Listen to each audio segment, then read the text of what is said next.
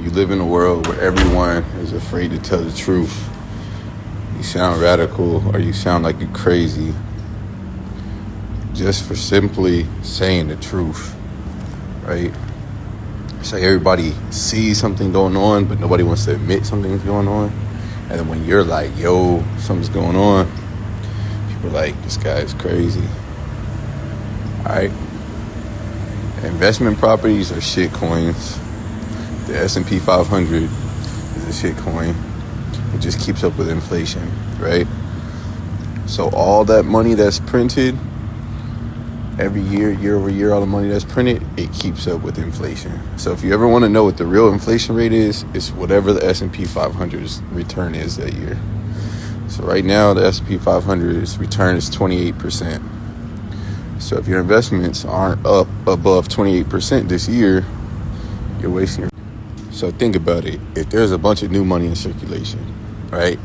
So that means the company that are listed on the S&P 500 have to pay more for their products, right, from their manufacturer. And the manufacturer has to pay for the material is going to cost a little bit more, right? So then the company needs to sell the product for a little bit more money to you, the consumer, to keep up with the inflation.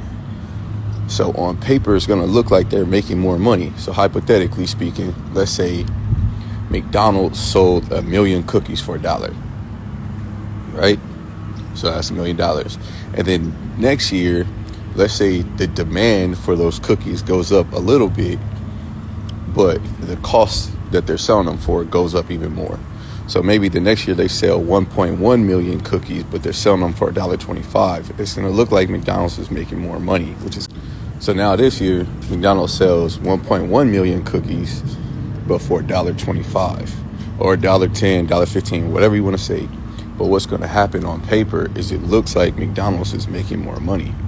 So then, these companies have to produce their 10Ks and their 10Qs, their quarterly results and their annual results, right? Their financial statements. And the investors are going to say, oh, look, last year they made $1 million on the cookie.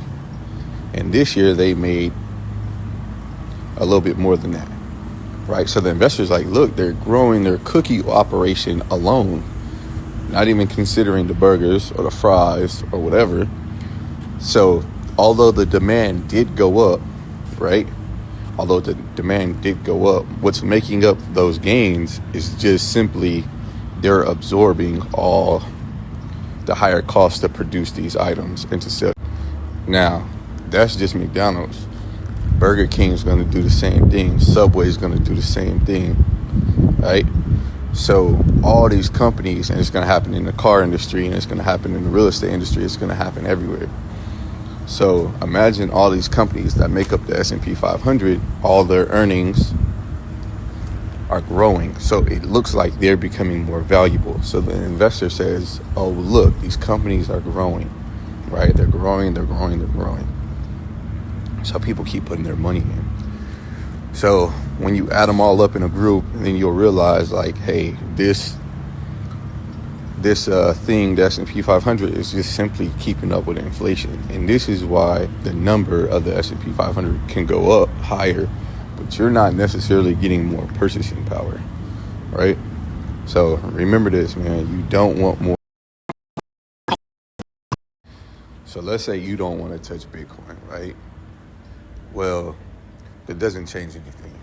But what it does do is it kind of lets you know that, okay, I don't want to touch Bitcoin, but I don't want to just keep up with what I call the true inflation rate, which is the S&P 500 returns.